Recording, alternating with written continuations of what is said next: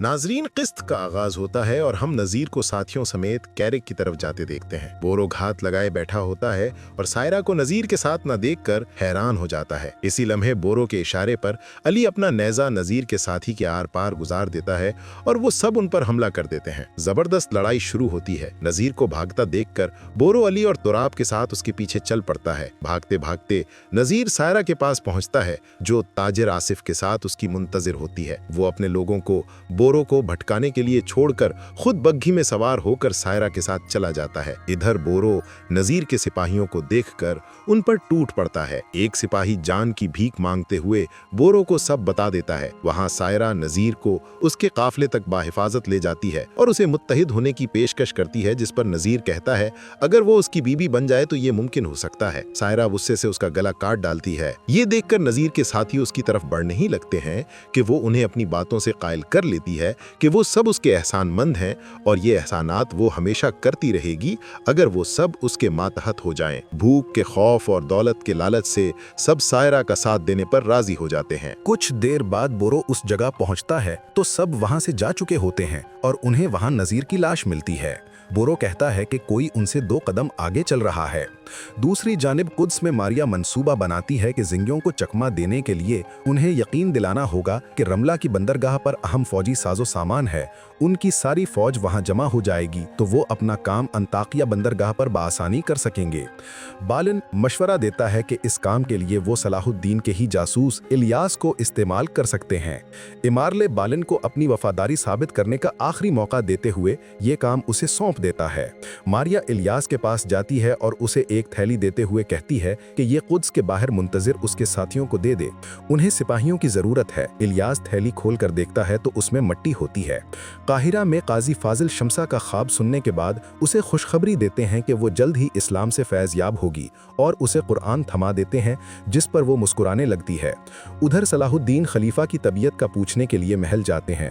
रजा उन्हें कहता है कि जहर देने वाले ही हाल पूछने आए हैं, जिस पर सलाहुद्दीन उसे खबरदार करते हैं कि शमसा पर दोबारा बहतान लगाने की सूरत में वो बुरे अंजाम से दो चार होगा और ये कहकर वापस पलट जाती हैं। एक मंजर में लतीफ सलाहुद्दीन के पास आता है और उन्हें खबर देता है कि प्रिंस बॉल्डविन को जिजाम का मर्ज है और सब इससे लाइल्म है। कुछ देर बाद सलाहुद्दीन उसी फल फरोश के पास पहुंचते हैं जिसने शमसा को फल देने से इनकार किया था और बुलंद आवाज में कहते हैं जिसे वजीर के बारे में जो कहना है मुंह पर कहे, अफवाहें फैलाना बंद करें। इस पर नजीर का आदमी आगे बढ़ता है और कहता है कि धुआं वहीं से उठता है जहां आग हो, अगर शमसा और उनके दरमियान कुछ नहीं है तो वजाहत दें। जिस पर सलाहुद्दीन उसका गला काटकर उसे बाकियों के लिए इबरत का निशान बना देते हैं। बोरू सलाहुद्दीन को नजीर की मौत की खबर देता है और उनको सायरा पर शक होने लगता है जब बोरू बताता है कि वो कायरा आई थी और अपने बाप के ठिकाने पर बोरू ने उसे देखा। इतने में इलियास दाखिल होता है और मारिया की दी हुई मालूमात उन तक पहुंचा देता है। सलाहुद्दीन के पूछने पर वो बताता है कि गालिबन एक बहुत बड़ा फौजी दस्ता कुद्स के बाहर उनके हुक्म का मुंतजर है और मारिया की दी हुई थैली उन्हें थमा देता है। सलाहुद्दीन उस रेत को आका यानी रेत के शहर की तरफ एक इशारा समझते हैं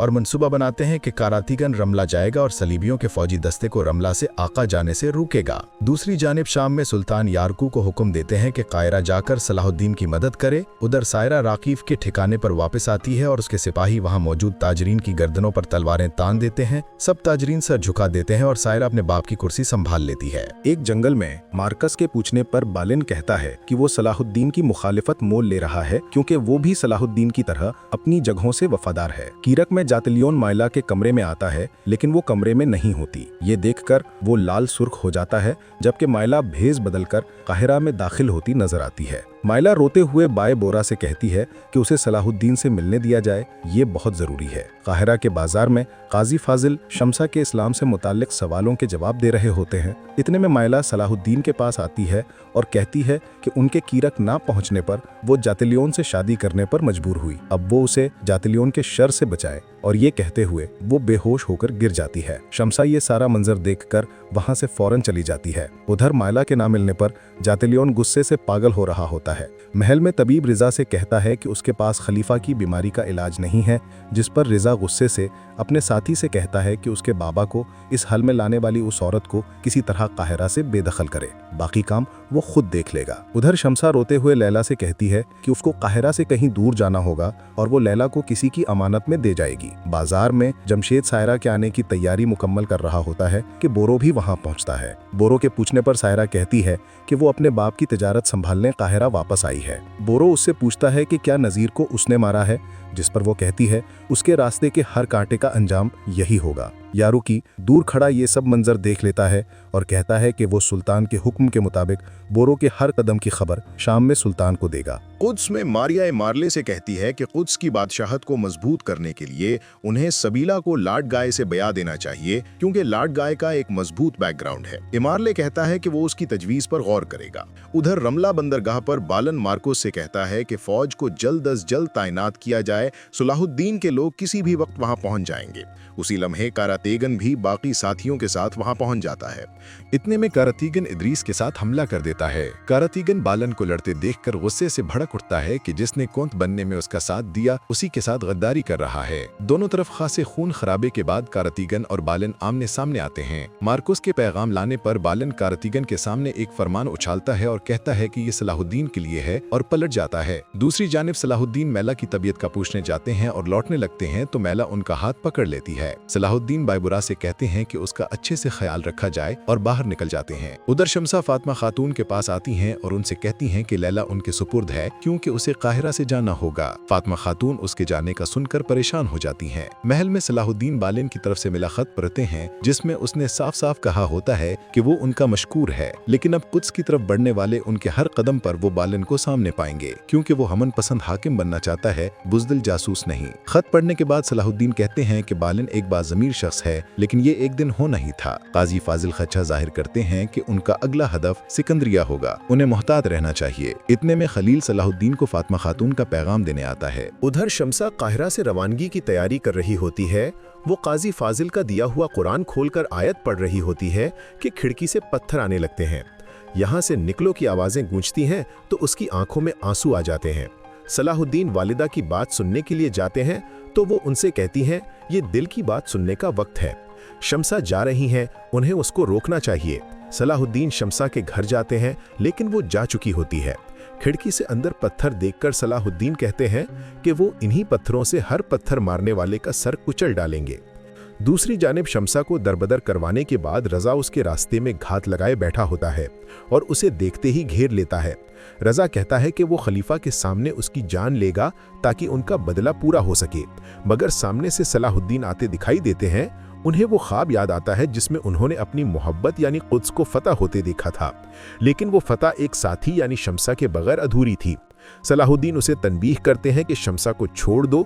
जब वो टस से मस नहीं होता तो अपना खंजर उसके बाजू पर दे मारते हैं और अकेले उस गुरूह पर टूट पड़ते हैं। कुद्स में सब लोग खाना खा रहे होते हैं और मारिया कहती है कि वो लोग समझ रहे हैं रमला में उन्होंने सलीबी ताकत को तबाह कर दिया, जबकि असल फौजी ताकत इंताकिया से रवाना हो चुकी है और वो जल्द दमीत पहुंचेंगे। इस पर लाड गाय कहता है कि वो लोग जरूर सिकंदरिया को उनका अगला हदफ समझकर वहां दिफाई कुव्वत को फरोख देंगे। उसी लम्हे अमारले सबीला और लाड गाय की शादी की खबर सुनाता है।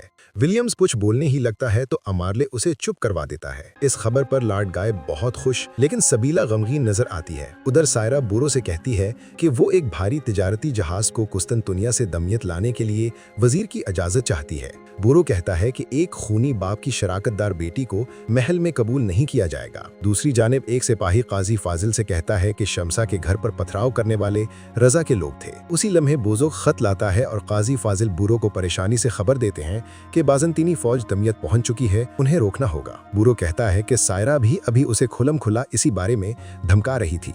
वो सलाहुद्दीन तक ये खबर पहुंचाने उनके पीछे चला जाता है। काहिरा से बाहर लड़ाई जारी होती है कि रजा शम्सा को लेकर पीछे से भागने की कोशिश करता है। मुजाहिमत पर वो उसका गला दबोच लेता है। सलाहुद्दीन ये देखकर गजबनाक होते हुए अपनी तलवार उसके आर पार उतार देते हैं। शम्सा सलाहुद्दीन से कहती है कि उसको नेकी का ये सिला मिला है, वो तन्हा इस सब का मुकाबला नहीं कर सकेगी, उसको जाना होगा। सलाहुद्दीन कहते हैं कि वो शम्सा के साथ हैं। वो उस लम्हे एक बेताज बादशाह की हैसियत से शम्सा को अपने सर का ताज बनाने की ख्वाहिश का इजहार करते हैं। क्या शम्सा राजी हो जाएगी? कमेंट्स में जरूर बताएं और चैनल को सब्सक्राइब करना मत भूलें।